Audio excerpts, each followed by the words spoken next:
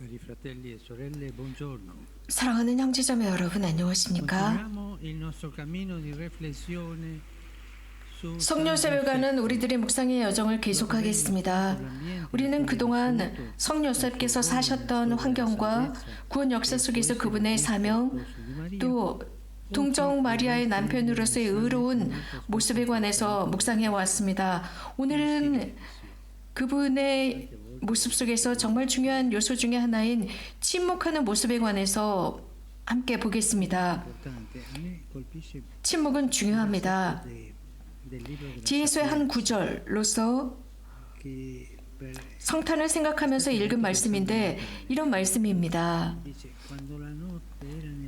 밤이 깊은 침묵 속에 쌓여 있을 때 바로 그곳에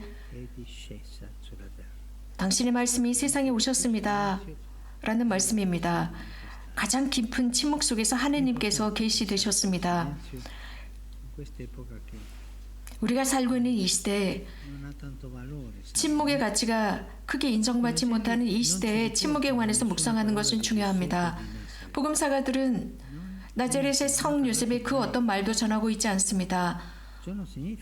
한 말씀도 하지 않으셨습니다. 그렇다고 해서 그분이 말씀이 없는 사람이라는 의미는 아닙니다. 오히려 더 깊은 의미가 있습니다. 복음사가들은 말만 전하는 것이 아닙니다. 더 큰 의미가 있습니다. 성 요셉은 자신의 침묵으로 아우스팅 성인의 말을 인정해주고 있습니다. 즉 우리 안에 말씀, 곧 말씀이 사람이 되심이 성숙할 때 우리 말은 작아진다라고 했습니다. 예수님의 입장에서 영성 생활은 성숙하고 그 말은 작아지는 것입니다. 이 부분에 관해서 앵무새주의라고 할 수 있습니다. 앵무새처럼 계속 말하는 그 상태는 작아진다는 것입니다.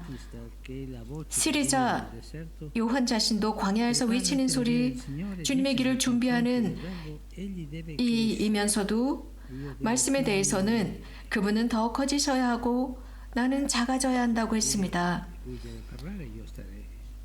곧 그분께서 말씀하시고 나는 침묵 상태여야 한다는 뜻입니다. 요셉은 자신의 침묵으로 강성하신 말씀이신 예수님께 공간을 드리도록 우리를 초대하고 있습니다. 요셉의 침묵은 말 못하는 상태가 아닙니다. 오히려 충만한 청취의 침묵이고 활동하는 침묵이며 자신의 깊은 내면에서 올라오는 침묵입니다. 이는 십자가의 성 요셉의 해설처럼 아버지께서 선포하신 말씀, 그분의 아드님, 영원한 침묵 속에서 늘 말씀하시고 침묵 속에서 영혼으로 듣는 말씀입니다. 예수님은 바로 이러한 학교 나자렛의 집에서 마리아와 성 요셉의 일상의 모범을 통해서 자라신 분이십니다. 그렇기 때문에 예수님께서는 당신의 일과 속에서 침묵의 공간을 찾으시고 또 제자들에게 이러한 같은 침묵의 경험을 하도록 초대하셨습니다. 예를 들어서 한적한 곳으로 와서 조금 쉬라고 초대하신 예입니다. 우리 각자가 성 요셉의 모범을 따라서 이런 침묵의 관상적인 차원으로 우리들의 삶이 열린다면, 이러한 차원을 회복한다면 멋진 일이 될 것입니다. 하지만 침묵이 결코 쉽지 않음을 우리는 경험을 통해서 알고 있습니다. 침묵은 우리 자신 안으로 들어가게 만들고 우리의 가장 진실한 모습을 만나게 하기 때문에 죽음은 우리를 놀라게 합니다. 많은 이가 침묵을 두려워해서 말해야 한다고 생각하고 말하고 또 말하면서 이 침묵을 받아들이지 못합니다. 침묵을 두려워하기 때문입니다. 그래서 라디오를 듣고 텔레비전 등을 봅니다. 하지만 두려움 때문에 침묵을 멀리할 수는 없습니다.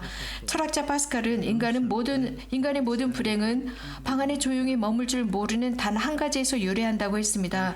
사랑하는 형제자매 여러분, 성 요셉으로부터 침묵의 공간을 배우는 법을 배웁시다.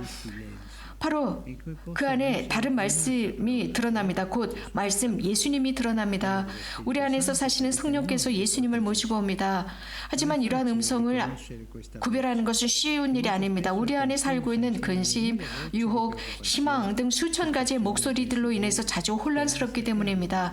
하지만 이러한 침묵의 실제적인 훈련이 없다면 우리가 하는 말도 병이 날 수 있습니다. può ammalarsi anche il nostro parlare.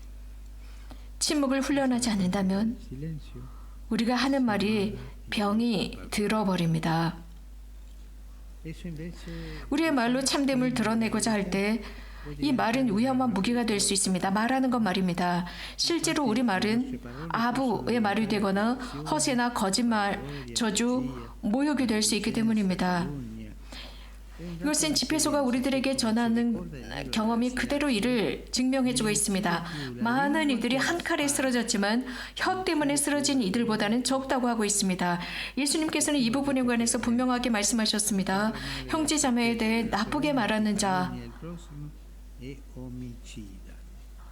살인하는 자라고 했습니다. 혀로 살인하는 것입니다. 그런데 우리는 이것을 Questo, ma è la verità. 믿지 않습니다. 하지만 Siamo pochi 실제로 le volte che noi abbiamo ucciso. 우리가 혀로 살인하는 것을 때때로 생각해 본다면 부끄러워할 것입니다. 그래도 이를 생각하는 것은 우리에게 매우 좋고 좋은 것입니다.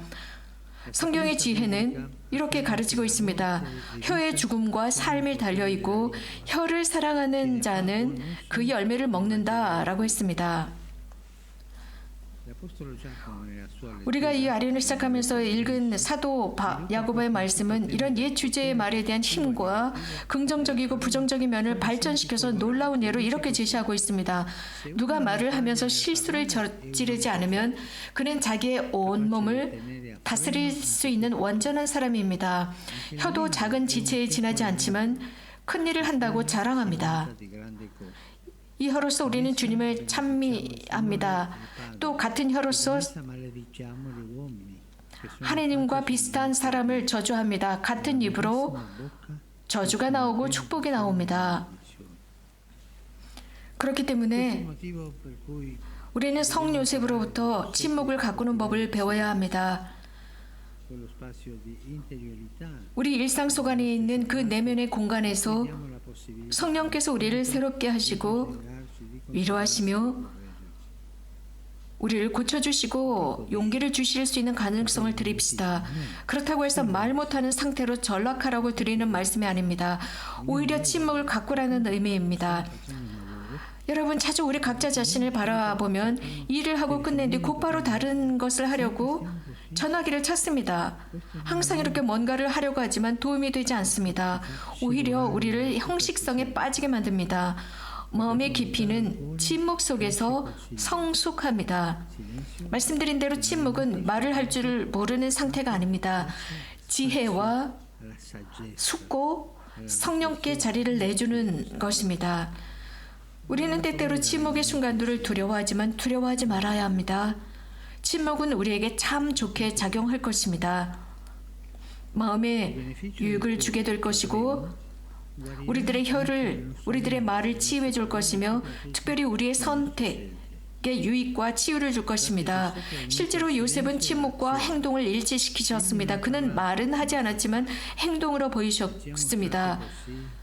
어느 날 예수님께서는 제자들에게 이런 말씀을 하셨습니다. 나에게 주님 주님 한다고 모두 하늘나라에 들어가는 것은 아니다 라고 하셨습니다. 아버지의 뜻을 실현하는 사람이 하늘에 들어갈 것이라고 하셨습니다. 말을 할 때는 열매를 맺는 말을 합시다. 침묵. 우리는 그런 가요를 기억하고 있습니다. 말이라는 가요 말입니다. 전혀 열매를 맺지 못합니다. 침묵. 바른 말을 하는 것. 가끔씩 필요하다면 혀를 깨무는 것은 어리석은 말을 하는 것보다는 좋은 일이 됩니다. 기도로 마치겠습니다. una preghiera. 성요셉 침묵하시는 이여 Silenzio. 복음에서 한마디도 없으셨던 분이시여 Una parola. Insegnaci a dire 쓸데없는 말을 하지 않도록 쓸데없는 말을 단절하게 가르치소서. 건설적이고 용기를 주며 위로하고 보탬이 되는 말의 가치를 발견하게 가르치소서. 모욕이나 저주의 말처럼 상처를 입히는 말이 원인이 된 이들 곁에 머물러 주시고 늘 행동과 말이 일치하는 저희가 되게 도와주소서. 아멘.